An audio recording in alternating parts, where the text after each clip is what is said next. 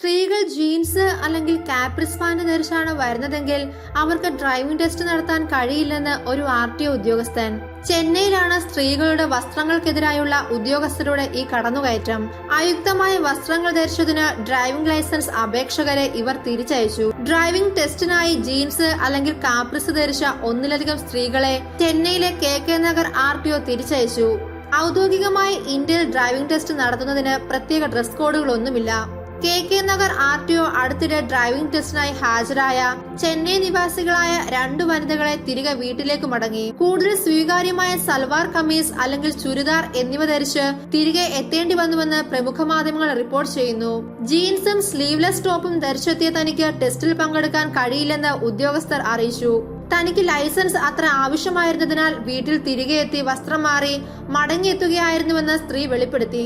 അതുപോലെ തന്നെ 10 ദിവസങ്ങൾക്ക് മുൻപ് കാർപ്പിസ് പാന്റ് ധരിച്ചെത്തിയ സ്ത്രീക്കും സമാന പ്രശ്നം നേരിടേണ്ടി വന്നു. ഇതിനെതിരെ അവർ പ്രതികരിച്ചെങ്കിലും ഉദ്യോഗസ്ഥർ കൂടുതൽ ആളുകളെ കൂട്ടി എവിടെയും എഴുതി വയ്ക്കാത്ത വസ്ത്രധാരണത്തിന്റെ നിയമം തന്നെ പഠിപ്പിക്കാനാണ് അവർ ശ്രമിച്ചതെന്നും അവർ വ്യക്തമാക്കി. യഥാർത്ഥത്തിൽ സ്ത്രീകൾ ഉചിതമായ വസ്ത്രങ്ങളിൽ എത്തിയില്ലെങ്കിൽ ഡ്രൈവിംഗ് ടെസ്റ്റ് നിഷേധിച്ച RTO ഉദ്യോഗസ്ഥരുടെ പേര് വ്യക്തമാക്കിയിട്ടില്ല.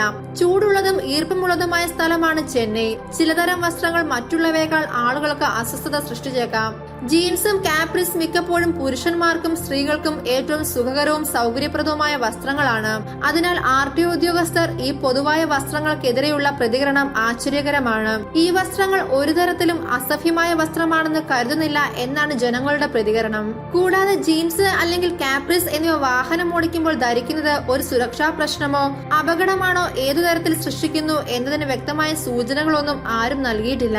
വാസ്തവത്തിൽ ഈ വസ്ത്രങ്ങൾ വാഹനം ഓടിക്കുമ്പോൾ യഥാർത്ഥത്തിൽ അപകടകരമാണെങ്കിൽ ഇവ നിയമത്തിൽ വ്യക്തമായി സൂചിപ്പിക്കേണ്ടതുണ്ട്.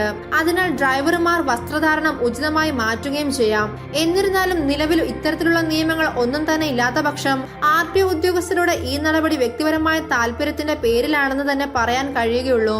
ഇത്തരത്തിലുള്ള വ്യക്തിഗത താല്പര്യങ്ങൾ ജനങ്ങളുടെ മേൽ അടിച്ചേൽപ്പിക്കാൻ അനുവദിക്കരുതെന്നാണ് ജനരോക്ഷം ഉയരുകയാണ്.